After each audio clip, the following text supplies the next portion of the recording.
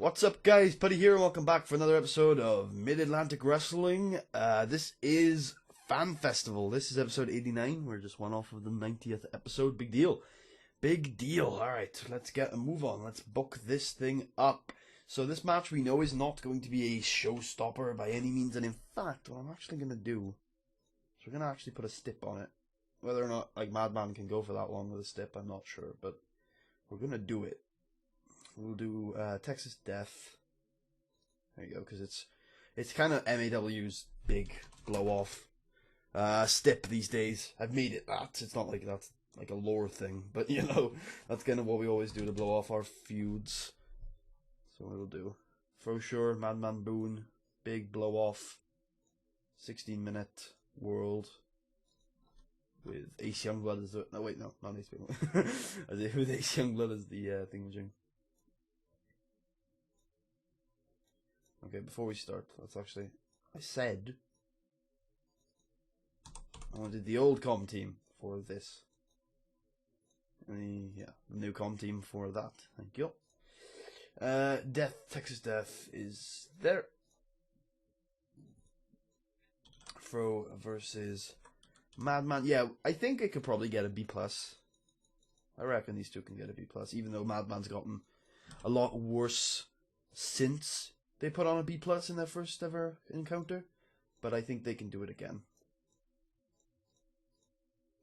I hope Time Decline hasn't killed Madman too badly. So, we're going to have Brooke Tyler versus Shiori Japensha. I don't think we've done this yet. No, we have not. 1-on-1, semi-main event, 10 minutes.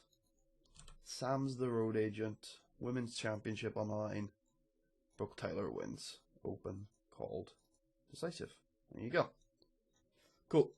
Now, since we have both of the tag teams here for like the first time in a long time, we will run a tag team title match with a ton of momentum in it. We'll open the show with it. We'll run it for 10 minutes, unless any of these guys have creeped into the main event. I don't think any of them have. Okay. And we'll put the tag titles on the line because, you know, these guys are the number one contenders. And no title tilt today. First time these guys have lost in ages. Open, scripted, decisive, all out. Yeah, let's actually have a look. How often have they lost in MAW this year? Deuce Deadline has lost 3 times and won 33 times in MAW this year. He's the weakest of the group. Robbie Wright has lost 3 times and won 33 times in MAW this year. Ridiculousness. Lots and lots of wins for Team Chaos there. I mean, it's probably the same for Modern Dragons, actually. Cheetah Boy's probably lost more. He's lost 5 and won 17, so nowhere near as many wins, but more losses. Only slightly, though. And same amount of losses, but the same amount of wins as Cheetah Boy, so there you go. A lot of momentum in that tag team match to open the show. Hopefully it does well. We will have the Gravedigger putting on a solid mid-card match with somebody. Or maybe... Yeah, go for the mid-card. Go with anybody who's not booked, obviously. Alright. We haven't seen Animal Prime versus Gravedigger. We probably have. No, we haven't, actually. Cool. Let's go for it. That's a 10-minute match, as is probably everything going forward. I'm going to try and not put any more main event matches on, as to not overshadow the main event. There you go. That goes somewhere there. We will have some tag team matches. Gotta show off that tag division. It's Pride and Glory. It seems like a decent enough match. Probably the best match Aces Mayhem are going to have in ages. And then Mark Speed needs a victory to keep on that path of destruction. And he will pin Max Mayhem, because he obviously has the least amount of potential out of those two. Ace Youngblood I do not think has much potential, but I think he has more potential than Max Mayhem. I have a women's tag if we have a heel team and a face team available. And there's a lot of talent in this, so here's looking at you, kids. We will have Fuyuko Higa go over because she is the most valuable in the match, and Amber Plotcheck because she is the least valuable in the match. Simples. So you book tag matches. Alright, and that's probably going to do really well. So we'll put it before the Animal Prime stuff, because I think that'll do slightly better. Cooldown match, that's not going to be too cool. Honolulu Joseph versus... Actually, George Wolf is more reliable. Versus Remy Honeyman. Actually, that's probably going to do alright. But it should be cool enough to... It should be cool enough to keep the crowd a little bit...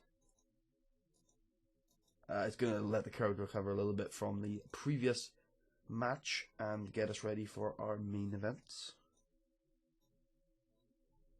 which is good. 3 more matches, so we will do some one-on-ones and then we'll do some more tag stuff. Alicia Strong versus Danielle Sweetheart. It seems like the kind of match I want to watch. Give it 6 minutes though.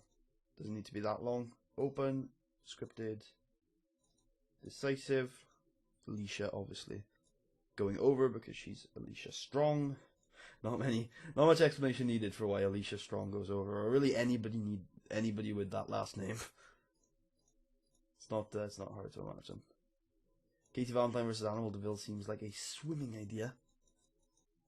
Give them... I don't want to give them 60 minutes. I'm going to give them 10. It's going to hurt the match grade, but it doesn't really matter.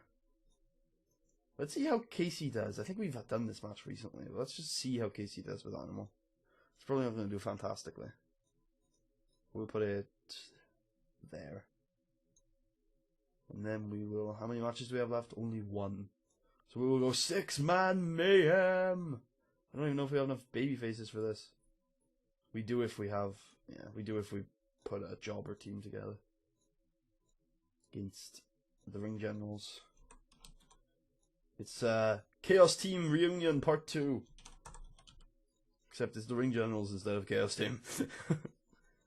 Give them 10 minutes because there's a bunch of really good talent on that side. I can probably carry a 10-minute match. And Ernest goes over literally anybody. Literally anybody.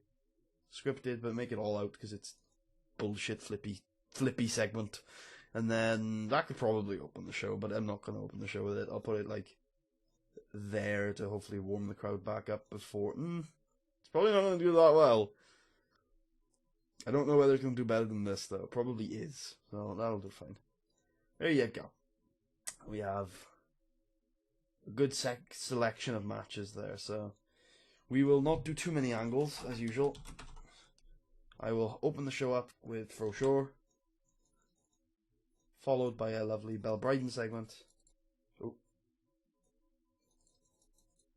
Come on. There you go. Followed by a Belle Bryden segment. Because you get the most overness from big shows like this. So it'll be good to get people who need overness on the card somewhere. Such as... I'm also going to put Fuyuko Higa. This is mainly a test. It's also to get her over, but this is mainly a test to see where she is right now. Because I know she's a good talker.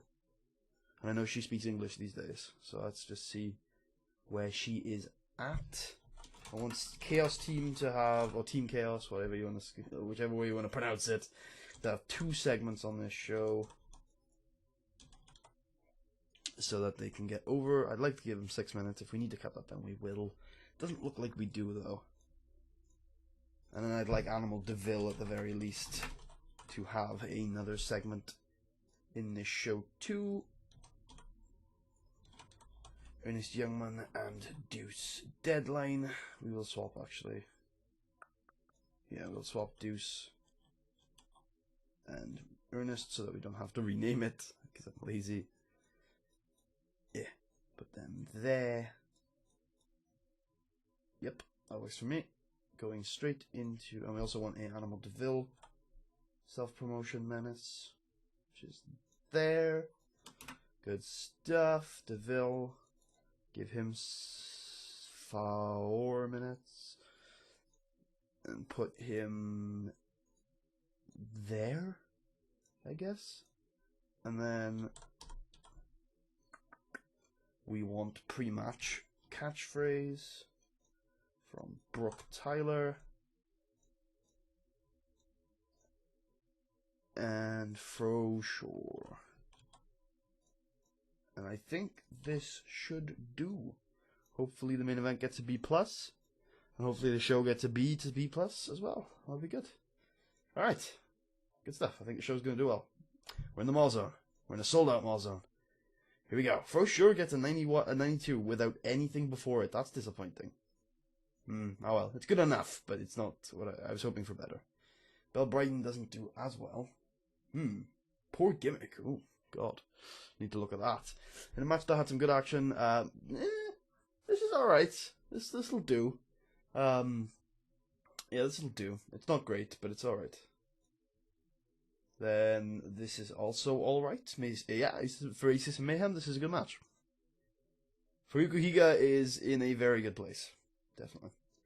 Yep, Casey cannot pull the best of matches out of Deville. Alicia can pull the best of matches out of everybody, though. The title needs to be on this girl as fast as possible. This is good enough. Probably wanted a little better than that. We knew this was going to do well. The next one's the real test. Oh, no, it's not. This next one is the real test. Okay. It's alright. Yeah. This is not very good, unfortunately, but oh well. This did... Oh, yeah, alright. Maybe I was hoping for a little bit higher, but this was alright. This was perfect. This was very good. That's perfect as well. Now here's the first of the two big moments on this show. Does well enough. Good. Nice. What are the negatives on this one? Cold crowd. Okay. Uh-oh, that's not good, but should be good enough. It is. Whew. Thank God. Alright. Yes, okay. We increased our pop in the Mid-Atlantic. We can praise the people who deserve praise. Fuyuku, Alicia, and Fro. Yeah, there you go. Okay, good stuff. We're in a good place. We're in a good place. Still really relying on Fro Shore to carry the company, but we're in a good place. The women can seriously carry the company if shit ever hits the fan. Yes, highest rating on Ultimate Warriors ever. It would not. It's a pay-per-appearance deal. Good God, you stupid people. I guess we're losing Hellcat for a while. That'll be unfortunate. She's not the best in the world, but she is good to have around. What are we looking at? Oh yes, finances, the big moment. Okay, it looks like we did sell 2 separate sets of tickets for that show. Almost certainly we did. Yeah, we had to have. Unless that might just... No. We might have just sold the tickets to the big show. Yeah, I think that's what it is. If you went to FanFest, you got the TV taping for free. Okay. I don't really want to be doing that then. I'd like to hold them on separate days, if possible. Sometimes it's not possible, but it would be, if it's possible, then that's great. I'll probably hold a TV taping at the end of this month on like a Monday, so that I can have all the tag teams, like the Modern Dragons, available for the Sam Keith Classic. Because man, are we in a very good spot for the tag division right now. Lots of teams. Some of them are very experienced too. Not all of them, but some of them are very experienced. And we're building certain tag teams. We've got some of the old classics. It's good. We're in a good place. I'm trying to think about what the bracket would be for. The Sam Keith Classic. So we got Chaos, for sure, are in there. We probably won't have them win because we want the winner to be able to take on the champs. The Enforcers, they're heels. We got the Ring Generals, also heels, and Shoot Club. Dynamite Express probably won't be in this one, as the other heels. And then baby faces, Modern Dragons, probably there. No, we've already had that this month already. So we'll put the Modern Dragons probably there.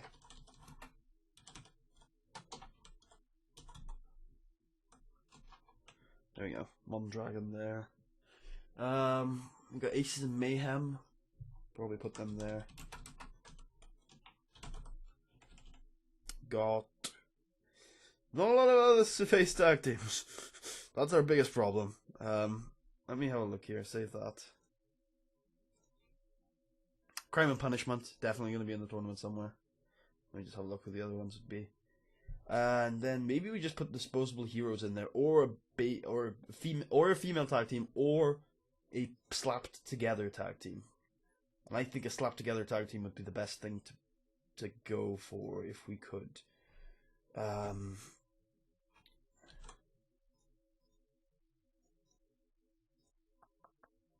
Fro, you have any chemistry? You do, don't you? No?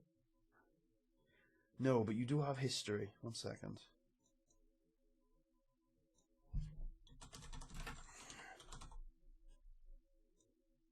Damn it. It's too early to bring back Froshure's old friend, Chance Fortune. Which is a little unfortunate. Wait, we have an agreement with Rhode Island, right? We actually do. Ooh. What about... When do you tape? Damn you. When do you tape? Damn it. Okay. Rhode Island Pro Wrestling schedule. You have things on a Sunday. Perfect. We never do anything on Sundays. Everyone's always doing shit on Sundays. Like the pay-per-views of the big guys. So we will do Rhode Island. We'll give you Fro if you want. You fancy that trade? 8. You really don't? Oh, it is strong enough. Interesting. What about Casey? No, they wouldn't take Casey. What about Casey and the Modern Dragons? There you go. You'd be interested in that. I think I'd be interested in that myself. Yeah, okay. That seems good to me. Is that an increase? Ooh, the TV taping did increase our pop in these 2 regions, which is good. And in these 2 regions. Cool. What about the Modern Dragons? How are they doing for pop? Holy poopadoo. Ooh. Now this makes me worried for Robbie Wright. And rightfully so. That's only a 7-point decrease, though. Deuce shouldn't have gone down. But he did. Damn. Bad choice, I guess. I'm hoping Cheetah Boy skyrocketed. He did, actually. Surprisingly. He did actually skyrocket, so there you go. Ew.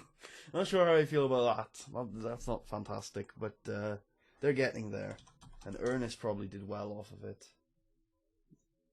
Ernest didn't do anything off of it, but oh well, he's over. And he's the main, like, that's why the promos probably did so badly later in the show, is because Robbie had lost so much pop. It probably would be best to stick the microphone back onto Ernest, because Ernest's super over. Robbie is still only 86 momentum, which is great. And same with probably Deuce, he's down to only 78. Great. And the Modern Dragon are doing great. Japensha, how did... Ooh, sorry. Let's try and move that back into view. You should be able to see that just fine. Japensha is getting there. I think that was a 4-point increase off of that loss. Great. And Brooke probably went down. I think she stayed the same. It's good. Little Belle. She's fine. We already looked at Fro. Madman. Let's have a look if Madman improved, because probably should have. Looks like he did. Yeah, he went up a little bit. Who else got big wins? Casey, I think he's going down. Yeah, slowly but surely he is going down. I don't want him to, because he's really over, and he's a big thing. He's a big deal. Big deal, man. How's Alicia doing in terms of her overness gain? She's up to 69 now. I think that's up. Yeah, that's up big. Good. I think she fought Danielle Sweetheart, who is now up to that, which is okay. I'll just end up looking through the entire roster now. I'm just looking because I'm interested. What about DeVille? He's had a few rough patches recently. 56, he minus is up. Good. Always good to see that. I was looking at the bright side of things. Dean and Marv got a decent ass win. So Dean is 56, and Marv is the one I really care about, because he's not been that over recently. He's getting there. But then we'll probably just shoot them back down soon. I like them being over, though, because they're really good. I think that's about it, really. For people that I really give a shit about. If I've missed anyone important now, then I'm going to be in trouble. But, yeah.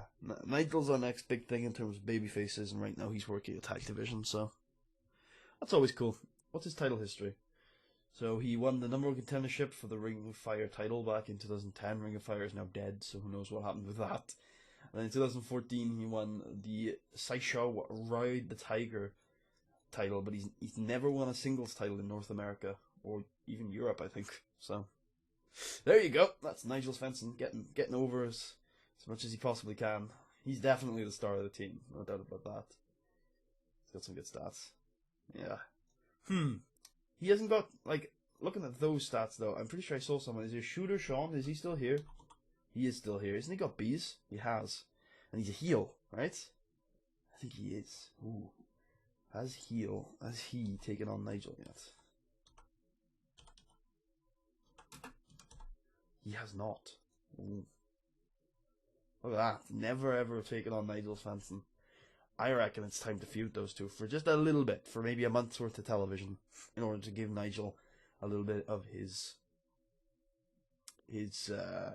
technical abilities. And he's also got a lot to teach in other areas too. How many appearances have we got left on his contract? 2 more, so yeah, I think it's still worth it. Okay, well, I hope you guys enjoyed. If you did, please leave a thumbs up, check out the rest of the series, subscribe if you haven't already. Oh, I forgot to fill out this bracket. So we'll have Team Chaos lose to Fro Shore and Chance Fortune. Oh, Chance Fortune is not going to job to anyone. Maybe he'll job to Casey Valentine, although I doubt it. And then the Enforcers are going to take on Crime and Punishment, like that hasn't happened before. This is the stacked side of the bracket, and they're probably not going to end up getting like these. The winner is probably down here somewhere. Although I'm not sure. I don't know who's going to win this. Maybe Fro and Chance can win it again, but I don't like repeat winners. And then let's take a look at what the semi-finals might look like, not to spoil too much. Fro and Chance. Then we've got them taking on the Enforcers. Then we have the Ring Generals taking on Modern Dragon. And then the finals will either be Fro and Chance versus the Ring Generals, which would make some sense, or the Enforcers versus Modern Dragons, which would also make a little bit of sense, but I'm not entirely sure what I'm going to go for here. Okay, makes a little bit of sense. Makes a little bit of sense. Okay, well, I hope you guys enjoyed. If you did, please give a thumbs up, check out the rest of the series, subscribe if you haven't already. Leave any feedback down in the comments, and I will see you guys next time for another episode of Mid-Atlantic Wrestling Ultimate Warriors. I'll see you guys.